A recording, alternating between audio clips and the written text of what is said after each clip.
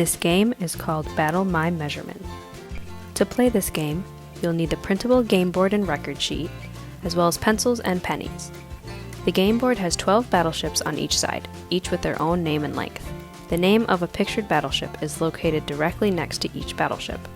The record sheet is to be cut in half along the dotted line so that each player has their own record sheet. This game is a great way to get players working with non-standard units of measurement. This game can be played with 2 players. Each player gets a game sheet. Player 1 will be the oldest of the 2 players, and Player 1 starts the game. Player 1's home fleet is on the side of the game sheet labeled with the P1 in the upper left-hand corner. Player 2's home fleet is on the side of the game sheet labeled with the P2 on the upper left-hand corner. Player 1 uses the record sheet labeled with Player 1 record sheet, and Player 2 uses the record sheet labeled with Player 2 record sheet. Each player measures 3 ships on their home fleet with a penny. Measurements can be a whole or half penny. Then each player writes the ship name they choose and their respective measurements in the table on the record sheet labeled Home Fleet. Players do not show their home fleet information with each other. Players can fold down the top portion of their record sheet to keep this hidden from other players. Now players flip the game board over to the opposing player's fleet. Player 1 chooses one of the 12 ships on Player 2's fleet and measures the ship with the penny. Then Player 1 records that ship name and length in the first 2 columns of the attack table. Then Player 1 asks Player 2 if one of their ships is that many pennies long. There are a few possible answer choices Player 2 can use. Yes, I have a ship that long. No, I have a ship that is longer. Or no, I have a ship that is shorter. If they answer with yes, I have a ship that long, Player 1 must ask a follow-up question to confirm the ship they asked about is the correct ship. If Player 2 confirms the ship's name, then Player 1 has hit and sunk one of Player 2's battleships.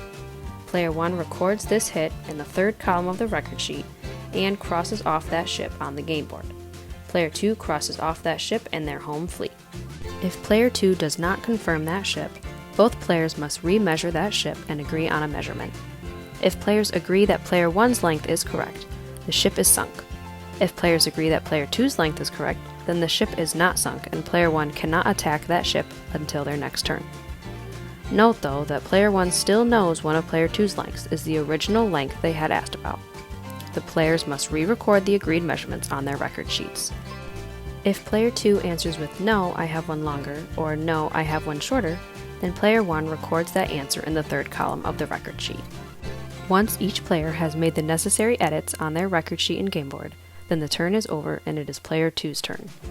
Player 2 follows the same routine for their turn as Player 1. Player 1 then answers the questions as needed. This continues until one player has sunk all 3 of the opposing player's battleships. In this game, players work with non-standard units of measurement, such as a penny, to practice their measuring skills and techniques.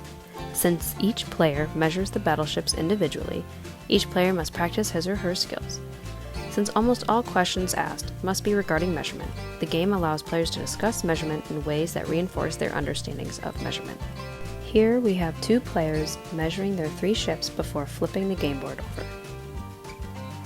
Player 1 now measures a ship, records the information, and asks the necessary questions. You can see this battleship was one of Player 2's battleships because Player 1 crossed the ship off on the game board. Next, Player 2 measures a ship, records the information, and asks Player 1 the necessary questions. Possible variations of this game could be using other forms of non-standard units of measure, such as a paperclip or counters, or using standard units of measure, such as a ruler. To further extend this game, players can find the relationship between lengths by using the different forms of measure. For example, compare the length of one battleship in pennies to that same battleship in paper clips or centimeters. Thanks for playing!